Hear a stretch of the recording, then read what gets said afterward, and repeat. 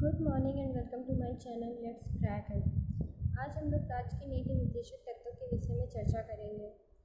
जैसा कि आप सभी लोग जानते हैं कि जो नीति निर्देशक तत्व हैं वो संविधान के भाग 4 के अंतर्गत वर्णित हैं, अनुच्छेद 36 से लेकर 51 के बीच में।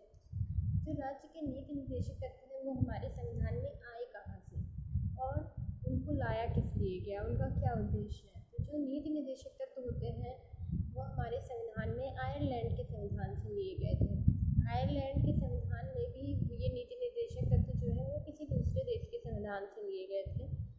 तो आपको इस प्रश्न का उत्तर कमेंट बॉक्स में देना है कि आयरलैंड के संविधान में जो है नीति निर्देशक तत्व किस देश के संविधान से लिए गए थे। तो नीति निर्देशक तत्व का उद्देश्य क्या है। नीति निर्देशक तत्व जो होते हैं उनके दो जो मेन उद्देश्य हैं, उनमें पहला ये है कि ये सामाजिक और आर्थिक प्रजातंत्र की स्थापना करते हैं या फिर सामाजिक और आर्थिक न्याय की स्थापना करते हैं। दूसरा है एक कल्याणकारी राज्य की स्थापना करना और एक धर्मनिरपेक्ष राज्य की स्थापना करना।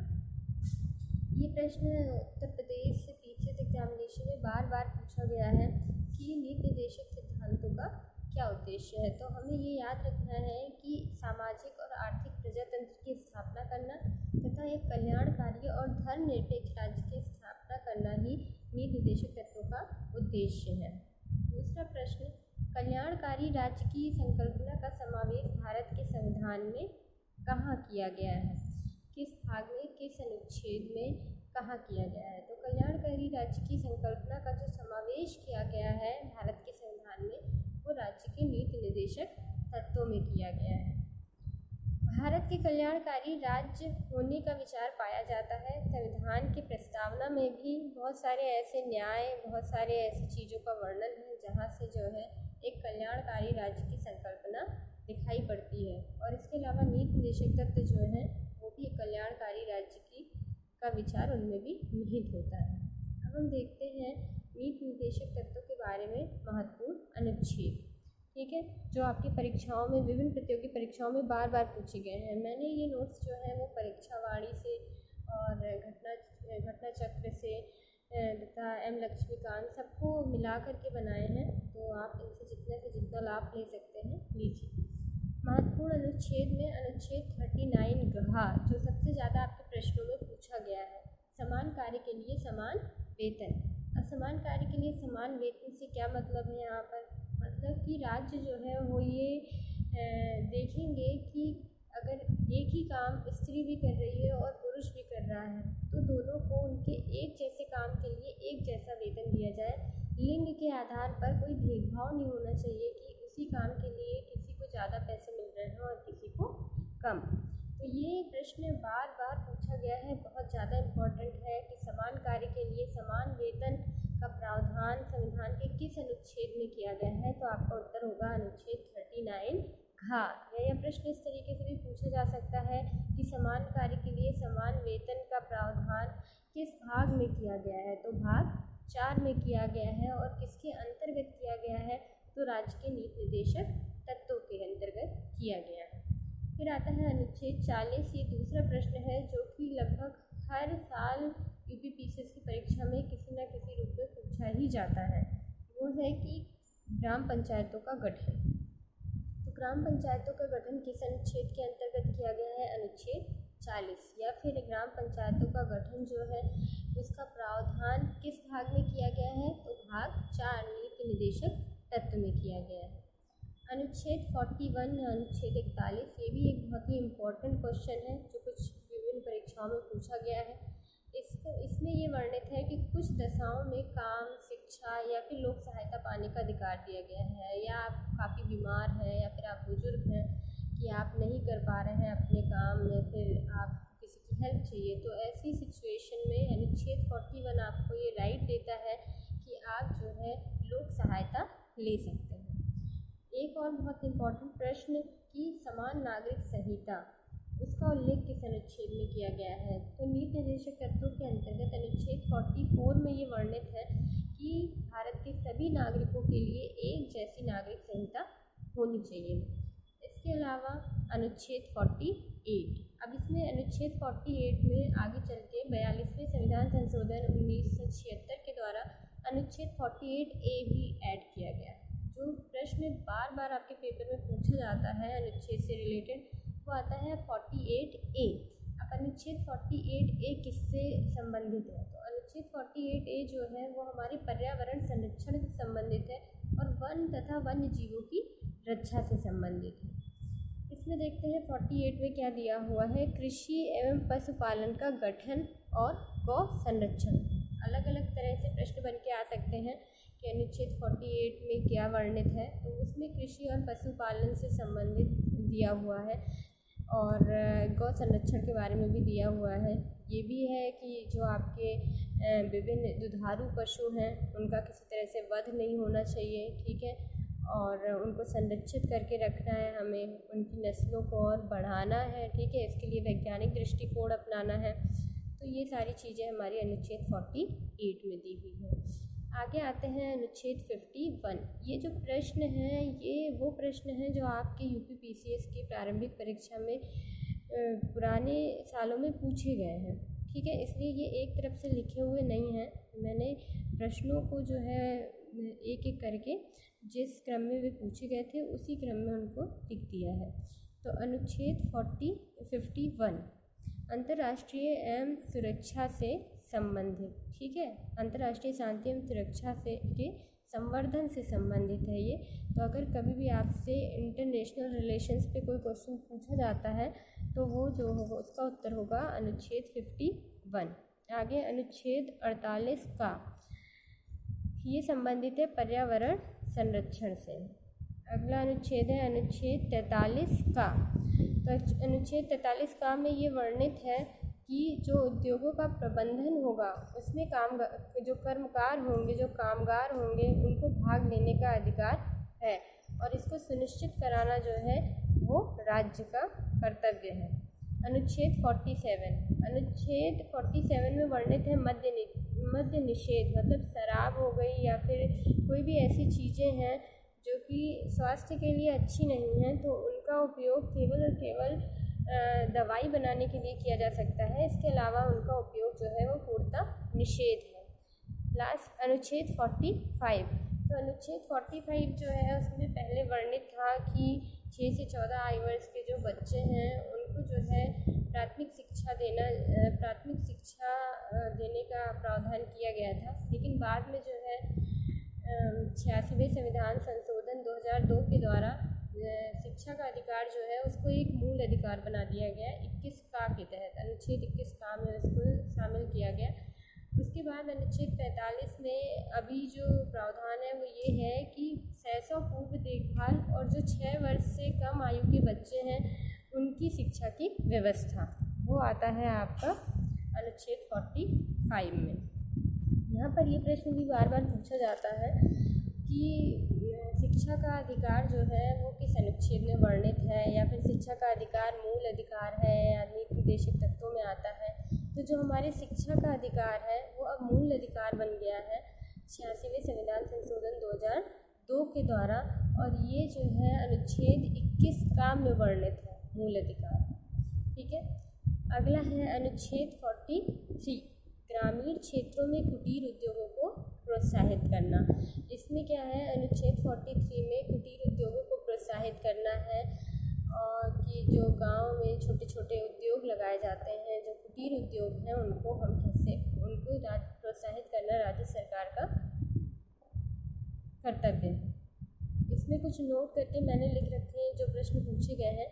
संविधान में दलित शब्द का उल्लेख नहीं है। देखिए, संविधान में स्त्री का उल्लेख है, बच्चों का उल्लेख है, बाकी अनुसूचित जाति का उल्लेख है, जनजाति का उल्लेख है, लेकिन कहीं भी दलित शब्द का उपयोग नहीं किया गया है।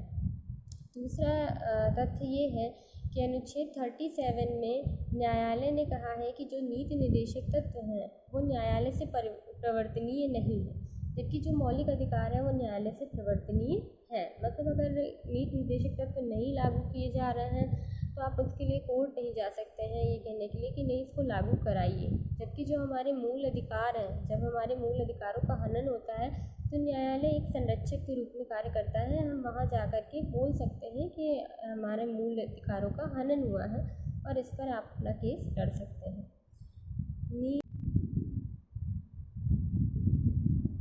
संविधान में जो है वो दलित शब्द का उल्लेख नहीं है। दूसरा पॉइंट ये है कि नीति निर्देशक तत्व जो है वो न्यायालय द्वारा प्रवर्तनीय नहीं है, जबकि जो मौलिक अधिकार है वो न्यायालय द्वारा प्रवर्तनीय है। इसका मतलब ये है कि अगर नीति निर्देशक तत्वों को जो है वो लागू नहीं किया जा रहा है तो आप न्यायालय नहीं जा सकते हैं। लेकिन अगर आपके किसी मौलिक अधिकार का हनन हो रहा है तो उस केस में आप न्यायालय में जा सकते हो। उस समय न्यायालय एक संरक्षक के रूप में कार्य करता है आपके लिए। अगला पॉइंट है नीति निर्देशक तत्व अवाद योग्य है। कई बार ये प्रश्न पूछा जाता है परीक्षाओं में कि नीति निर्देशक तत्व कैसे हैं, वाद योग्य हैं या अवाद योग्य हैं, तो ये अवाद योग्य है। फोर्थ पॉइंट ये है कि गांधीवादी सिद्धांत जो राज्य के नीति निर्देशक तत्वों में प्रतिबिंबित होते हैं।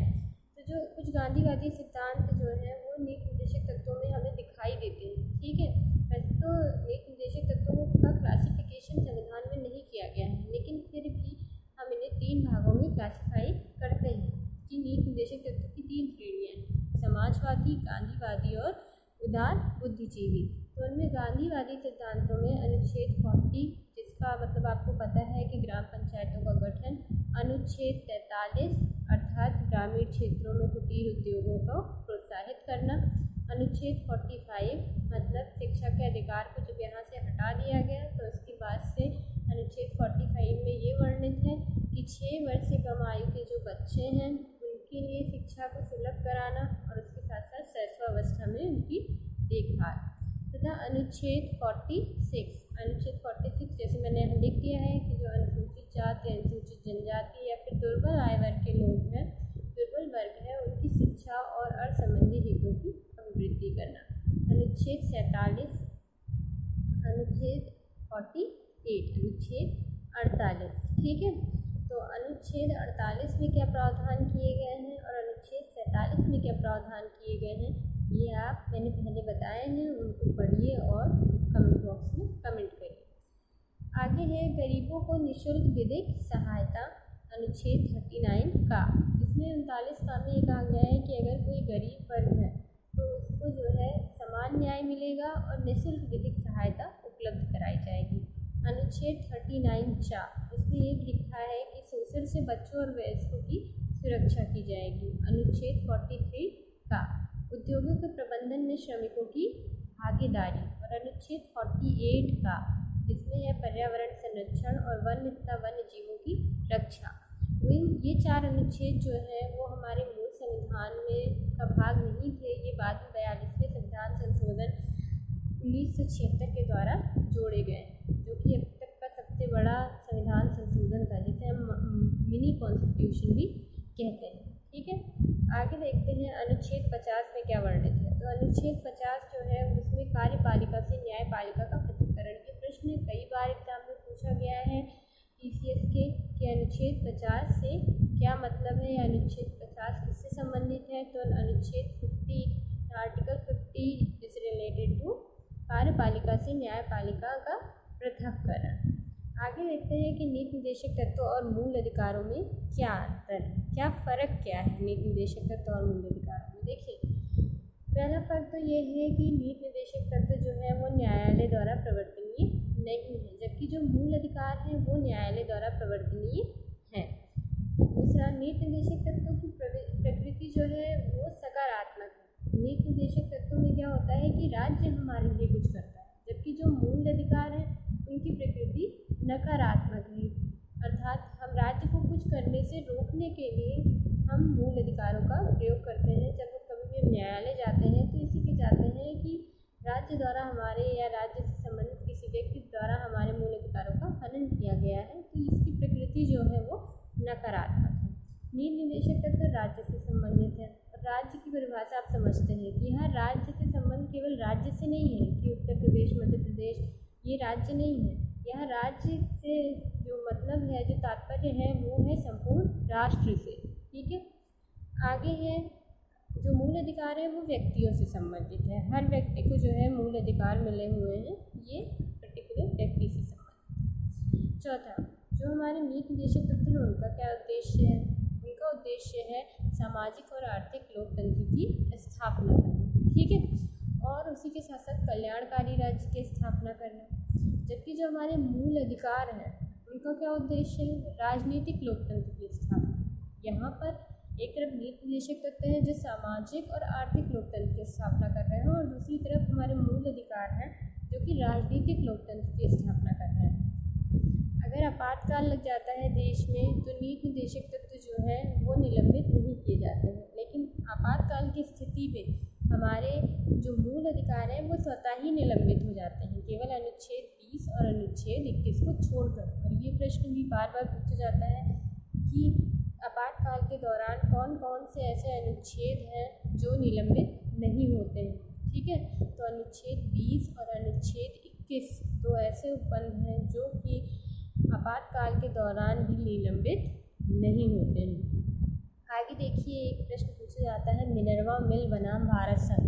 अब इसमें कोई भी पूछा जा सकता है कि ये किस सन की, किस ईयर की घटना है।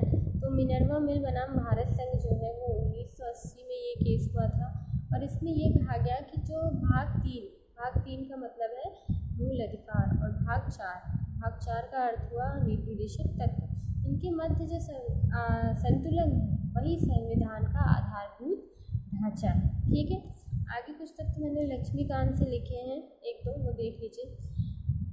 1937 में निर्मित आयरलैंड के संविधान में वर्णित नीति निर्देशक तत्व स्पेन के संविधान से लिए गए थे। ठीक है, जो आयरलैंड के संविधान से हमने नीति निर्देशक तत्व लिए हैं वो आयरलैंड का संविधान पहली चीज़ तो 1937 में निर्मित हुआ था, और उसमें भी नीति निर्देशक तत्वों को स्पेन के संविधान से लिया गया था। दूसरा, ग्रैनविले ऑस्टिन, उन्होंने कुछ कहा है इस बारे में, निर्देशक तत्व और अधिकारों को उन्होंने संविधान की मूल आत्मा कहा है। ये प्रश्न मेरे ही पेपर के टाइम पे पूछा गया था कि संविधान की मूल आत्मा नीति निर्देशक तत्व और अधिकारों को किसने कहा है। तो ये ग्रैनविले ऑस्टिन है जिन्होंने इसको संविधान की मूल आत्मा कहा।